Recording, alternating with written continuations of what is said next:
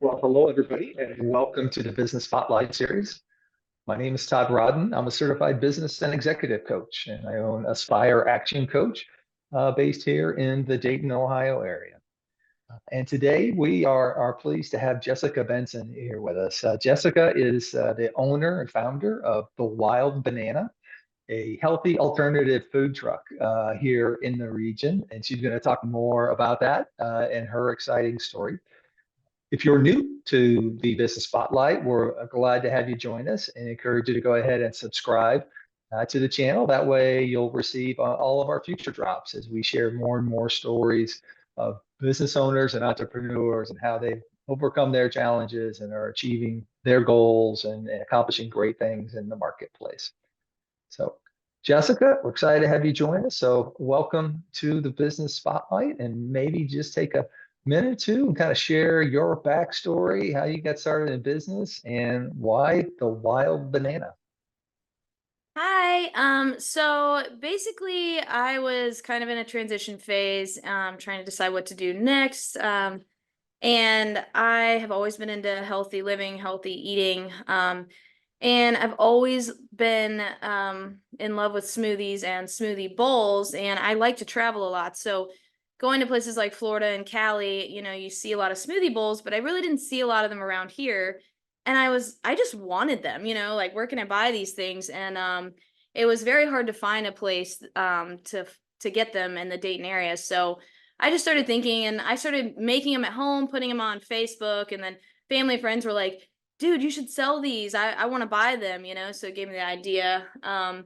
So I didn't have a lot of money, and I was like, okay, how can I do this? Start a food business. I know nothing. I mean, I've worked in the restaurant industry, but I know nothing about this. So I basically just ended up getting a trailer really cheap from my brother-in-law and just YouTubing and asking my dad for help, and I built it myself. So I became a plumber and, and built the walls and did the whole thing to save money because I didn't really have much to get started. So yeah, it was fun, and we got started in 2020, which was a rough year to start a business, but it worked out because with COVID, people wanted to go food and they didn't have to really, be in contact with us as much at the window. So yeah, that's pretty much it. I just wanted to give people a healthier option and something really tasty and fun colored without the artificial stuff.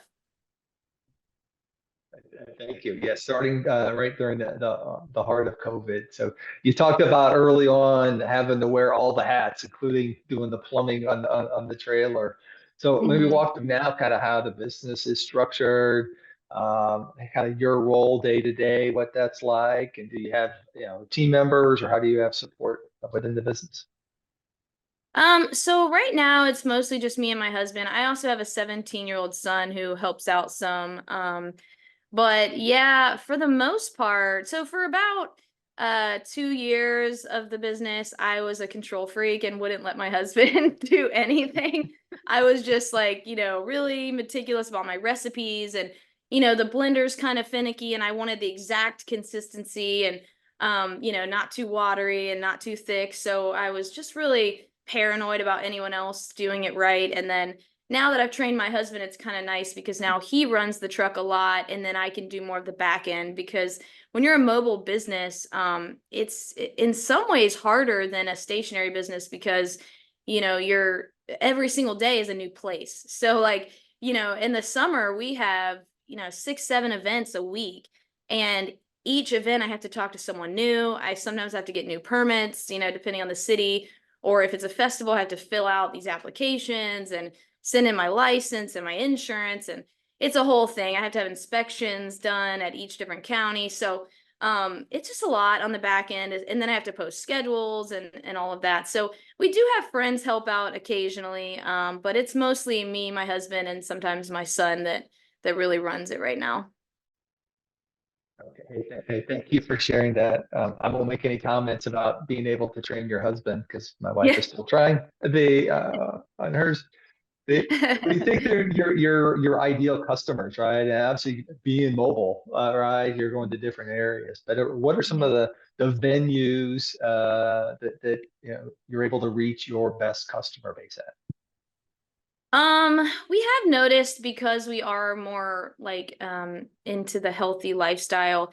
Well, we're kind of nice because we're a dessert, but we're also healthy. So it's like even if people aren't looking for a healthier option and they want something like ice cream, they might be hesitant at first, like, oh, this is vegan, like, what is this? But once they try it, I mean, people just get hooked. I have people, ask me all the time, like, where's your store? Where's your store? I need to be able to get this on a regular basis. And I'm like, oh, I don't have a store right now. But yeah, I mean, really it's just kind of like educating people. A lot of times if we go away from the city, especially out in some of the other areas where maybe there's not as many modern restaurants and things. People are like, what is a smoothie bowl? So we just kind of educate them a little bit on what it is, and then they try it, and usually they love it. So I feel like we're in a good spot because it's a treat, for people that aren't looking for healthy stuff, but then for people that are into the healthy lifestyle, they're not getting anything artificial or and they're getting tons of superfoods.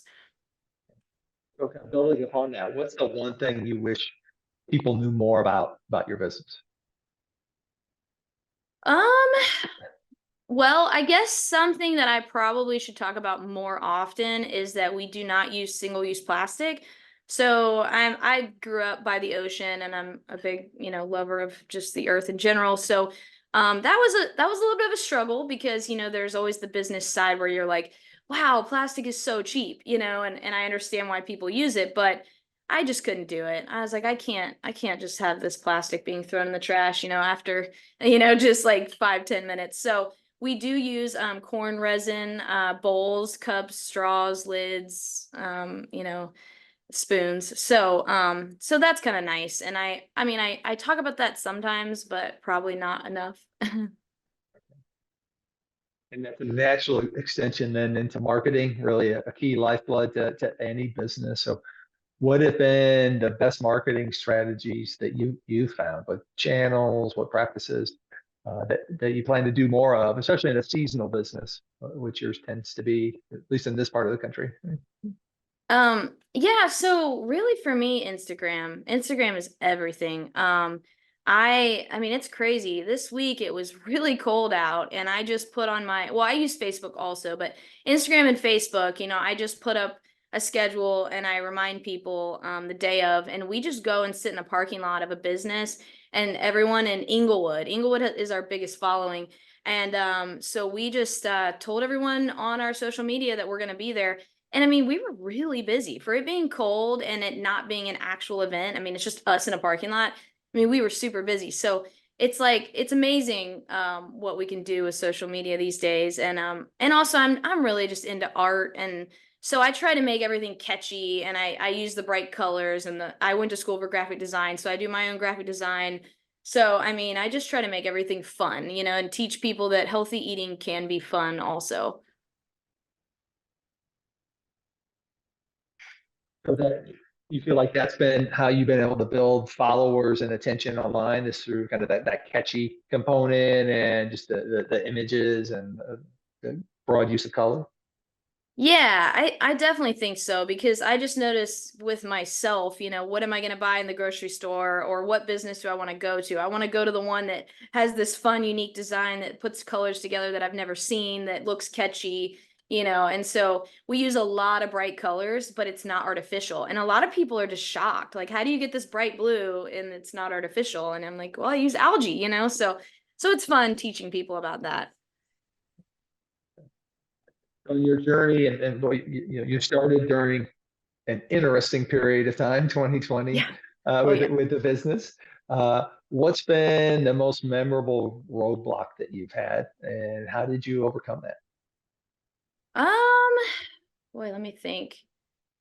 I don't know. I mean, gosh, it's really been good overall. I would say learning which events to go to, because sometimes you pay for events, and you might pay $100 to go somewhere and set up, and then you realize there's like 10 other treat trucks there, ice cream and slushies and popcorn and cotton candy. And then you're like, oh wait, these people are throwing this event and trying to make money themselves, so they kind of oversaturated the event. So I'm about 3.5 years into this, and I've definitely learned, honestly, I don't really pay for many events anymore. I have so much of a following, and I know usually what events are good and what aren't. I don't usually pay for very many, but I'm just very careful about that. Like I've learned always ask, okay, how many other treat trucks are going to be there, and then, I tell them straight out, like,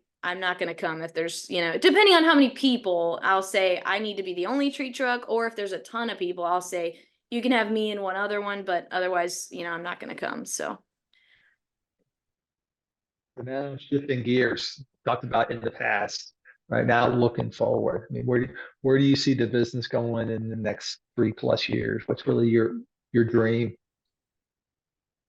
So I'm always moving forward in some way. I'm always trying something new. So you know, I've had all kinds of ideas. I've got into juicing a little bit because I'm so passionate about juicing.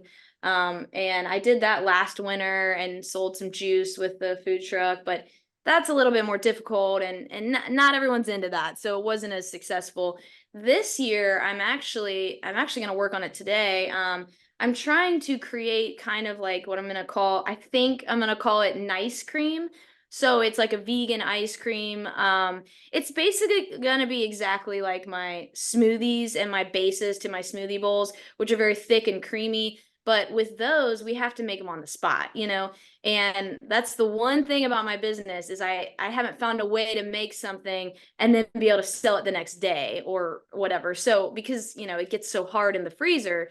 So I actually just bought a small ice cream maker, and I'm kind of playing around with like I'm learning all about the science behind making ice cream creamy and making it to where you can take it out of the freezer and make it still soft. And so I'm working on that right now, and I already got the ice cream pints, and I've been working on the logo. So I'm trying to come up with a way I can sell ice cream pints. That way, if people are at the food truck and they're like, "Man, I wish I could have your stuff, tomorrow when you're not out." It's like, well, you can buy this and you can add your own granola or whatever and make your own smoothie bowl with this, and hopefully I can get the recipe right where it'll be soft, right out of the freezer. So is that your biggest challenge as you think down the road is being able to add that as a product line, or what other challenges do you see? Yeah, I think yeah, just coming up with new ideas and keeping it, hot, because I think my stuff is great, but 3.5 years in, it's like, we're still doing really well, but I do notice every year there seems to be more food trucks and especially more dessert trucks, because I think people are realizing, the hot dog food trucks and the hamburgers, it's a lot of work, and you have a lot of waste. Like I've had food trucks that I work with who made so much chicken or whatever, and then at the end of the day, they're just handing me all this chicken. Like, they're like, take all of this because we don't know what to do with it all. We thought this event was going to be busy, and it's not. So one of the things that's great about my business is I pretty much have zero waste, because even in my fresh toppings, that go on the smoothie bowls, like the strawberries and pineapple and stuff, if I don't use it at the end of the shift, I just freeze it. And then I use it with my frozen. So I love that I have zero waste for, eco reasons, but also it's just money wise. So I think because of that, just dessert trucks have less waste and they're a little bit easier. So I have seen quite a few more dessert trucks coming out. So I'd say that's the biggest challenge, is that just more competition. Now I'm going places and I'm like, wow, there's 5 dessert trucks I've never heard of here. So yeah. So do you see yourself adding more trucks or more storefront locations? Is those part of your dreams, or you like to keep it simple and kind of structure where you are? So I've been back and forth with that. I was this close to signing a lease with a friend of mine who does bubble tea, and almost at a storefront, and then, just looking at the numbers, and then we didn't really love the location. So we ended up backing out of that. But I've been on the fence about it for a long time. For a long time I thought, oh yeah, I'm just going to build more trucks, but to be honest, it's a lot on the back end. And then also having people to run these trucks and then getting into employee pay, and it's a lot. And then it's a little bit tough because weather is also a factor when you have a food truck. You might have a festival schedule and you're like, man, we're gonna make all this money at this festival, and then it rains like crazy. And so it's like, it's just a little bit tough. And the mobile food truck world is just a lot of work. So I right now don't feel like starting another food truck, but maybe down the line if I find the right person who can, drive a vehicle, because you got to trust someone to drive it.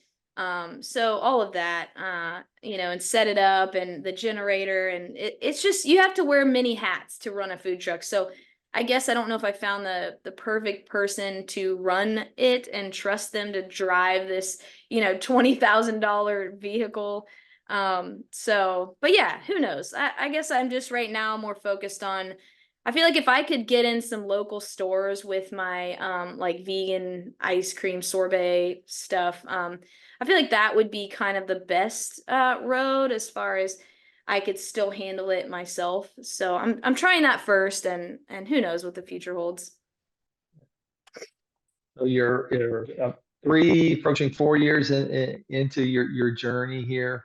You got a Mhm. lot of business owners going to be listening to this. Some are pretty new in their journey as well. So as you reflect back, if you were starting all over today, what's the one thing you wish you knew you tell yourself? Um, I guess just don't get ahead of yourself. Don't get too excited because I'm a dreamer. I am like so driven, and I've started so many businesses in my life, Etsy shops and whatever. And I think I get so excited about like, the branding and the what's going to look like and the money I'm going to make. And it's like, just don't forget how much work it is and make sure you're ready for it because they say on all the different podcasts and forums, like food trucking is not for everyone.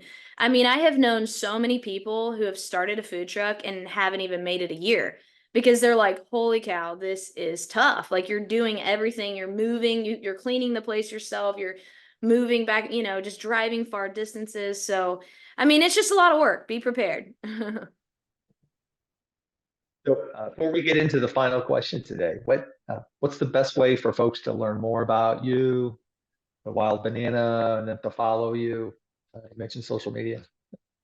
Yeah, so on Instagram, the handle is the Wild Banana Food Truck.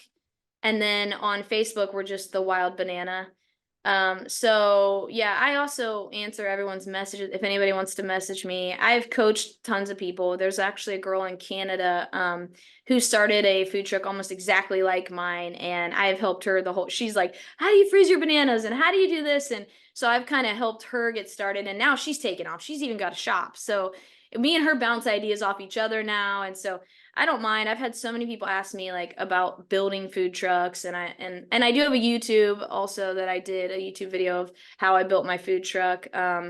But yeah, so I mean, if anybody has any questions, they can literally just message me and I'll answer any questions. And then yeah, please follow me on Instagram and Facebook and come try our stuff. It's addicting. It looks delicious on the website.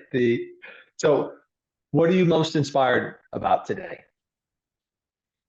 Um, what am I most inspired? I mean, in general, I would say just the fact that it gets me excited that the world is moving towards a healthier lifestyle. I think it's so important that we stop eating artificial things and just watching what goes in our body. So I guess that's what it's not that I was always passionate about food. I didn't think I'd start a food business, but I'm more passionate about teaching people when I can, when it's right, about eating healthy and just, not putting anything bad in your body if you can help it. All right. Oh, great. Again, a higher following. So I love that. Yeah, we want to thank everybody. One, Jessica, for sharing your story and the Wild Banana. And then to our viewers today, we're glad you were able to join us. You got some great takeaways, some inspiration from Jessica, and you're probably going to leave this a little hungry as well, especially if you go check out her website. Again, encourage you to follow her in the Wild Banana on Instagram and Facebook. And again, thank you for joining us. And just that reminder to like and subscribe on the YouTube channel. So thank you. You all have a terrific day. Thank you.